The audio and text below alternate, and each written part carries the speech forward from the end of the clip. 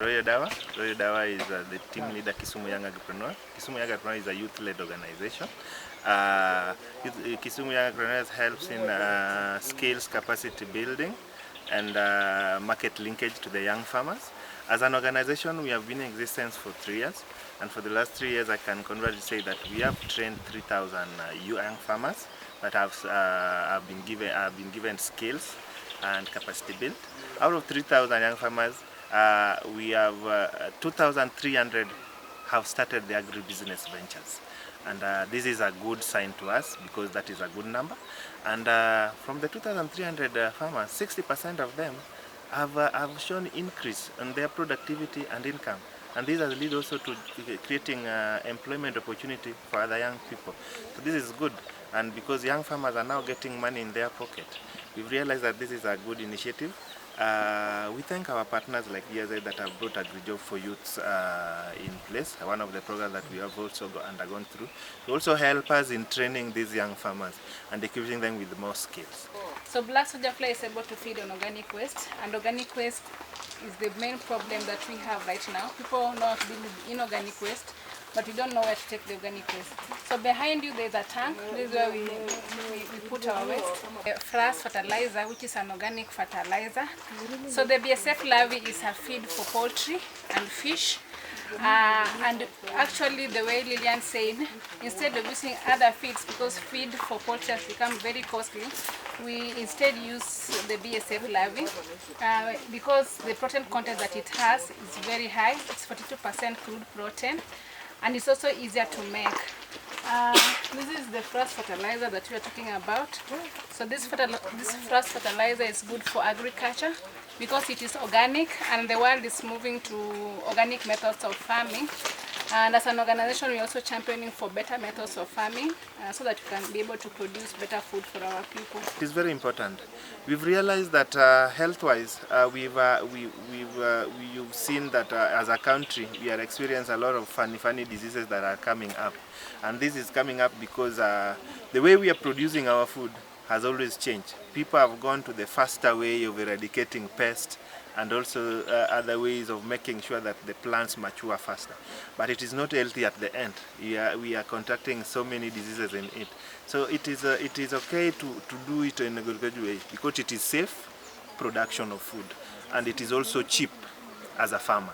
It is making it, the production cost is lowered when you are doing it in an agroecological way. You realize that right now inorganic fertilizer is very expensive for a young farmer.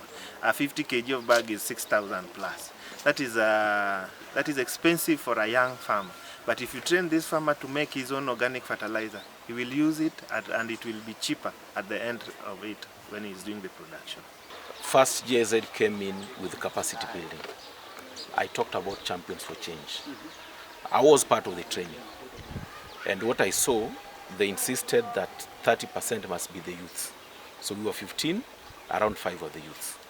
Once they got capacity built, then they became part of the task force that developed the youth in agribusiness strategy. What did the youth do? We sat with them and then they told us, these are the value chains we think we want to be involved in. They listed them. Then we did what we call the gross margin analysis. Because then the question was, why are they not in agribusiness?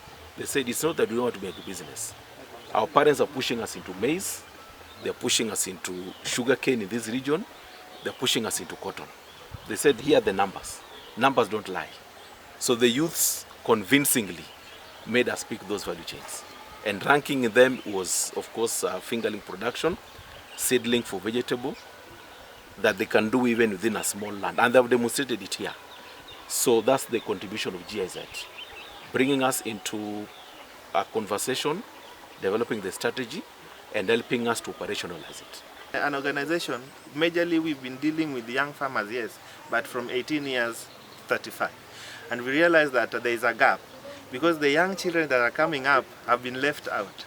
And I was saying that initially when we're having a dialogue in the community and you're asking, like let's say in the town setup, and you ask a young child where the vegetable is coming from, to her or to him, the vegetable is coming from Mama Mboga, which is not true. But that is to the best of her or his own knowledge. So we've as an organization, we've seen that we need to now start also enlightening these young people from an early age. And we've introduced a program where we will be working in our public primary schools, and we'll be setting up farms in these public primary schools in Nyalenda area. We are starting with Nyalenda to make sure that the young children know about sustainable agriculture as an early as ECD level, and they are growing up, so that they can also know how to make food, to create their own, to grow their own food, and also the sustainable part of it. So we integrated it, we've brought teachers on board. We've started by training the teachers. So we have trained all the teachers from our 8 public primary schools.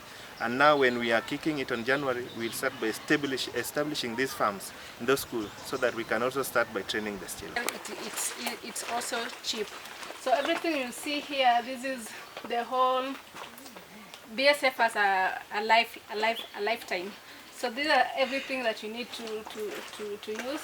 We have the crates that have the BSF at a very early stage. We call this stage the neonates. Institutions that will support that. We have what we call the multi-sector nutrition coordination platform that focuses on nutrition for the children, and there's a regulation for ECD. So that ECD regulation, one of the things it does is that it ensures that in the board of each ECD, vegetable production is picked up, because again of the nutrition status of people in Kisumu. Then the other issue, the other way in which government is going to pick up that is to support them to roll it out in those 8 public schools, because those are the least we have control over. He talked about something very clear about mentorship. Kia will become our source of mentorship. We will be able to say, Kia has done it in 8 schools. Then can the other stakeholders also pick it up? Because government will have the advantage of linking with all the stakeholders. In more than 5 value chains, I'll start with the African leafy vegetables. We are in poultry, we are in tomatoes, we are in cassava, we are also in aquaculture, and also we are also in other climate action mitigation issues like black soldier fly. We are using the locally available materials that we have. We have some plants that help us to eradicate pests. We have something like tithonia. I don't know if you know tithonia. Tithonia is used to actually scare pests away. So that is what we soak for a period of maybe 14 days, and then use it to spray to our plant. As we said, we are doing BSF production. We are using fresh fertilizer from BSF as another means of organic fertilizer also in our plant. In GSZ, under the program called Agri-Job for Youths.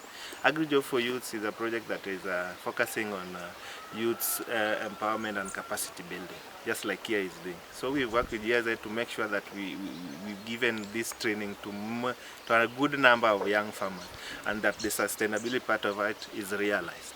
So we are still working with GSZ to make sure that sustainability is realized. After getting the training, that now we encourage young farmers to start their own ventures so that they can continue. And through GSZ, there are also other linkages that they are giving us, other partners that will also help us to make sure that sustainability is achieved. Not forgetting the county government of Kenya. Of course, GIZ, we've known GIZ through the county government of Kisumu. So county government of Kisumu is very important to us and is our key partner in the river, because all partners that are coming within Kisumu County has to pass through the county government. And if you don't have a good relationship with the county government, then we won't have them here. Kisumu County Climate Change Action Plan, and then we have also an act, Kisumu Climate Change Act, I think of 2020. So there are those provisions of what are the activities or other actions that we need to do, especially as agriculture. But also, he talked about agripreneurs. We have another project in government known as National Agriculture Value Chain Development Project, NAVCDP, which is building up on what KSAP was Kenya Climate Smart Agriculture did. And there are those provisions of how we are going to respond to those climate-related issues. And maybe that's why we also support what they're doing on BSF. Because if they don't do that, then it means we are going for other alternatives for crude protein, which may not be environmentally sustainable. I'll say Agri-Job for Youth initiative has given us enough skills to move on, and to make sure that as a young farmer, we've also known the business part of it. That's why the business canvas model has also helped us a lot, because it's not just knowing how to produce this, but you also know how to market it.